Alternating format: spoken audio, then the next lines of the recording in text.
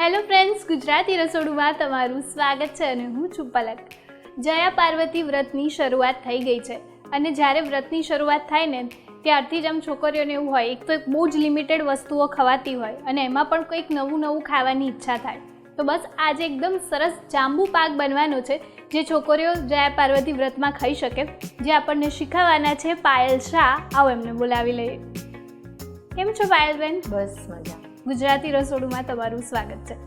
તો જયા પાર્વતી વ્રત આવે ત્યારે ખાસ તો છોકરીઓને એવું હોય કે કંઈક એક તો બહુ જ લિમિટેડ વસ્તુઓ ખવાતી હોય. ફ્રૂટ છે કે એક ટાઈમ આપણે ધાન ખવાય અને ઘઉંનું જ ખવાય, બીજું કંઈ ખવાય નહીં. તો એમાં પણ આપણે કંઈક નવી નવી વસ્તુઓ એમને ખવડાવીએ તો એમને મજા પણ આવે ને કંઈક નવું પણ લાગે. અત્યારની જનરેશનમાં એવું છે કે છોકરાઓને અને નાની નાની છોકરીઓને બી કંઈક નવું જોઈએ, ચેન્જ જોઈએ, ટેસ્ટ નવો જોઈએ. એટલે આવું કંઈક નવું બનાવીએ તો આ લોકોને વધારે સારું પડશે. અને આ જેમ સિઝન છે એમાં જાંબુ પણ બહુ જ સરસ આવતા હોય છે. તો આપણે સરસ મજાનો જાંબુ પાક બનાવવાનો છે. તો એના માટે કયા કયા ઇન્ગ્રેડિયન્ટ્સ જોશે? જાંબુ ઝીણા ચોપ કરેલા છે, 1 બાઉલ. ખાંડ છે, લીલા કોપરાનું છીણ છે, મિલ્ક પાવડર, સૂકા કોપરાનું છીણ છે, આ ઇલાયચી પાવડર છે. ગાર્નિશિંગ માટે આપણે છેલ્લે કાજુ જોઈશે. આ બદામ કાજુની કતરણ છે, કિસમિસ છે અને આ પિસ્તાની કતરણ ને ઘી. ઓકે, તો સરસ મજાનો જાંબુ પાક બનવાનો છે જેના ઇન્ગ્રેડિયન્ટ્સ આપણે જોઈ લીધા. હવે બનાવવાની શરૂઆત કરીએ. હા, શ્યોર. પહેલાં આપણે 1 ચમચી ઘી લઈશું.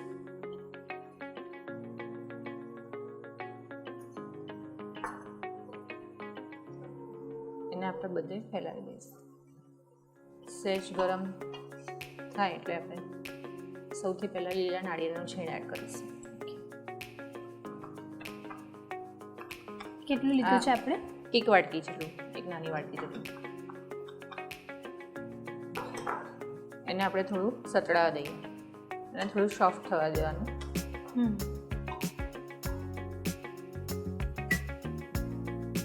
એટલે જયા પાર્વતી વ્રતમાં તો આપણે ખાઈ શકીએ, પણ એની સાથે જાંબુની જે સરસ સિઝન છે એમાં પણ આપણે કંઈક સરસ એમાંથી મીઠાઈ બનાવવી હોય એમ જ તો પણ આપણે બનાવી શકીએ. આ જાંબુમાંથી કોઈકને નવી વેરાયટી જોવા મળશે. અને જાંબુ જે છે આ જ સિઝનમાં બહુ જ સરસ સારા મળતા હોય છે.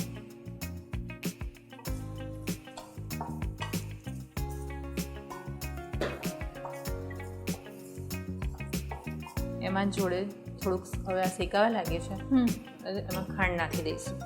આપણે જાંબુનો પલ્પ છે ને 1 કપ લીધેલો છે, એટલે એના જ ભાગને આપણે 1 કપ ખાંડ લઈશું. ઓકે, એટલે જેટલો જાંબુનો પલ્પ હોય એટલી જ ખાંડ. અને એને જોડે જ મિક્સ કરી દેવાની, હલાવતા રહેવાનું. ખાંડનું પાણી બળે પછી આપણે બીજી પ્રોસેસ કરીશું.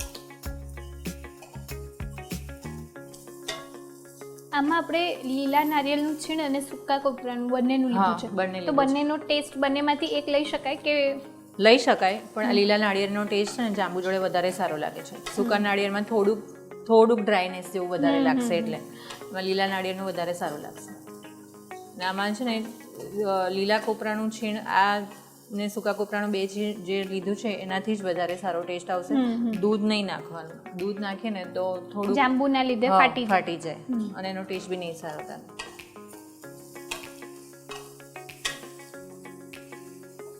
આ થોડુંક બદામી થઈ ગયું છે. હવે આપણે એમાં જાંબુનો પલ્પ નાખી દઈશું, ક્રશ કરી. 1 કપ જેટલા? હા, 1 કપ જેટલો.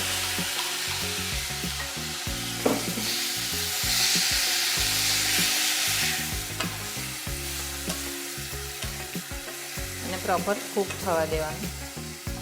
આપણે જાંબુ એકલા લઈએ તો એનું બાઇન્ડિંગ નહીં આવે, એટલે એની સાથે આપણે એની સાથે લીલા કોપરાનું છીણ લીધું છે. પાણી છૂટવા માંડે. હવે ઓગળી જશે. જાંબુના પલ્પનું જેટલું બી પાણી છે બધું પ્રોપર કૂક થવા દેવાનું. બધું બળી જાય. હા, બધું બળી જાય પછી બીજા આપણે ઇન્ગ્રેડિયન્ટ્સ એડ કરીશું. જાંબુમાંથી સારા એવા પ્રમાણમાં પાણી છૂટતું હોય છે, એટલે એને પ્રોપર બધું બાળી દેવું પડશે, તો જ એનો પ્રોપર ટેસ્ટ આવશે. જાંબુના લીધે કલર બહુ જ સરસ આવે. હા, અને એક નવી કલરની મીઠાઈ બી આપણને ખાવા મળે. બીજી બધી તો આપણે રેગ્યુલર વ્રતમાં છે ને કોપરા પાક છે, પેંડા છે, એવું બધું બરફી છે, બધું તો ખાતા જ હોય. આ એક નવી મીઠાઈ લાગે. આ તમે ફરાળમાં બી લઈ શકો. શ્રાવણ મહિનો બી આવે છે જોડે, એટલે ફરાળમાં બી ચાલે. જુઓ છો પ્રોપર થોડું કૂક થવા લાગ્યું છે જાંબુનું મિશ્રણ. એમાં આપણે દૂધ કેવું લઈ કીધું નથી એટલે એને કોન્સ્ટન્ટ હલાવતા જ રહેવું પડે કારણ કે ખાંડ છે એટલે ચોટી ના જાય એટલા માટે.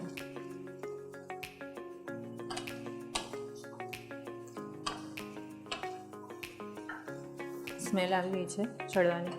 હવે આપણે એમાં બીજા ઇન્ગ્રેડિયન્ટ્સ એડ કરીશું. એમાં હવે આપણે સૂકા કોપરાનું છીણ નાખી દઈશું બાઇન્ડિંગ માટે.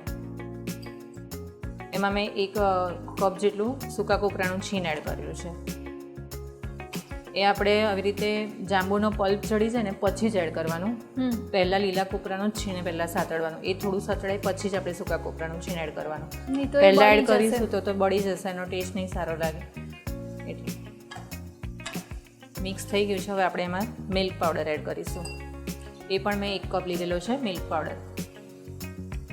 આ મેં મિલ્ક પાવડર લીધો છે. એની જગ્યાએ તમારે મોળો માવો લેવો હોય તો પણ લઈ શકાય એના ઓપ્શનમાં, પણ એનાથી ટેક્સચર અને એનું બાઇન્ડિંગ વધારે સારું આવશે. તમારે મિલ્ક પાવડર અને મેં ખાંડ લીધેલી છે, એની જગ્યાએ તમારે મિલ્ક મેડ લેવું હોય તો બી ચાલે, પણ એ વધારે ઢીલું થઈ જશે. આનાથી પ્રોપર બાઇન્ડિંગ અને ટેસ્ટ વધારે સારો આવશે. અને આમ જોવા જઈએ ને તો જાંબુનો એક સ્વાદ તુરા જેવો હોય એટલે એના બેલેન્સ કરવા માટે આપણે કોઈ ફ્લેવર એડ કરવો જ પડે. હા, એટલે મિલ્ક પાવડર વધારે સારું લાગશે અને એનું ટેક્સચર બી વધારે સારું લાગશે. તમે જોઈ શકો છો મિશ્રણ થોડું ઘટ થવા આવ્યું છે પ્રોપર. હવે આપણો હલવો થોડો કૂક થઈ ગયો છે. એટલે આ તો એવું છે કે કલર જોઈને પણ ખાવાની ઈચ્છા થઈ જાય. હવે એમાં આપણે 1 ચમચી કિશમિશ નાખીશું.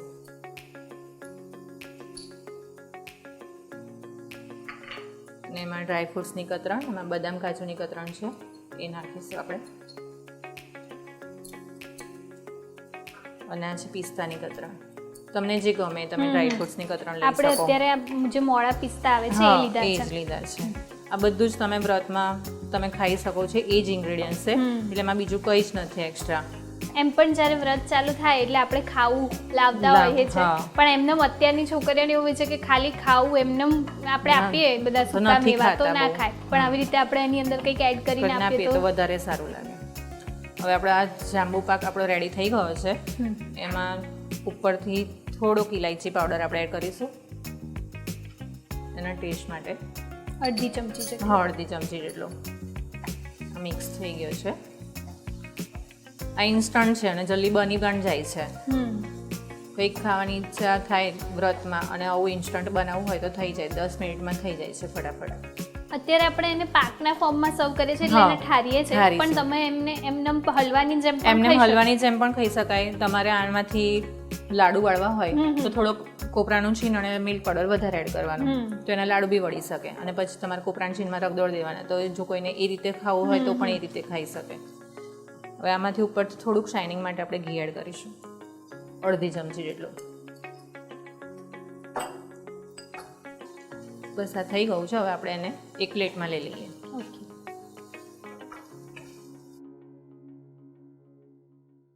હવે આપણે એને કાઢી લઈએ એક પ્લેટમાં.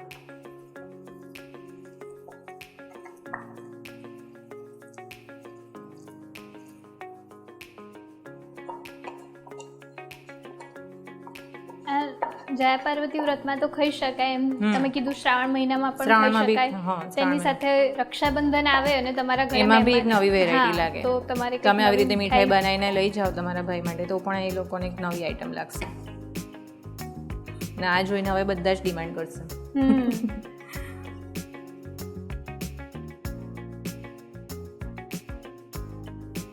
આપણે ઠારી દઈશું.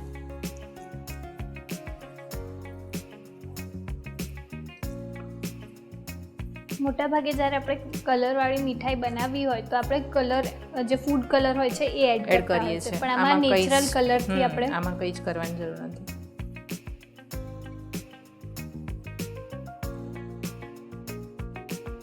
આપણે એને છે ને 15-20 મિનિટ ઠંડુ થવા દઈશું. ઠરી જાય એટલે પછી આપણે એના પીસ પાડી દઈશું. જાંબુ પાક આપણો ઠરી ગયો છે અને આપણે અડધો કલાક ઠરવા દીધો. હવે આપણે એના પીસ પાડી લઈશું.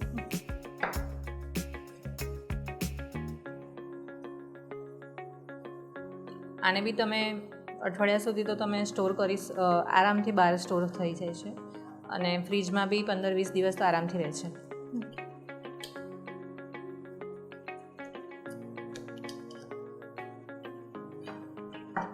પીસ કરી દીધા છે. હવે આપણે એને સર્વિંગ પ્લેટમાં લઈ લઈશું.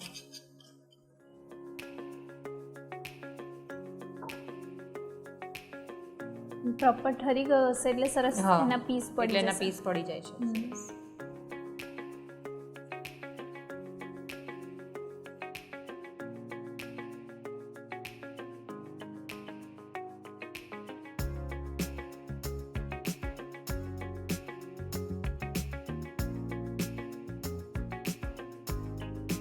જાંબુ પાકને આપણે સર્વિંગ પ્લેટમાં લઈને સર્વ કરી દીધો છે.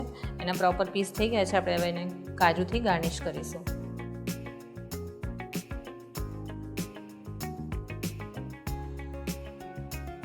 તૈયાર છે આપણો જાંબુ પાક.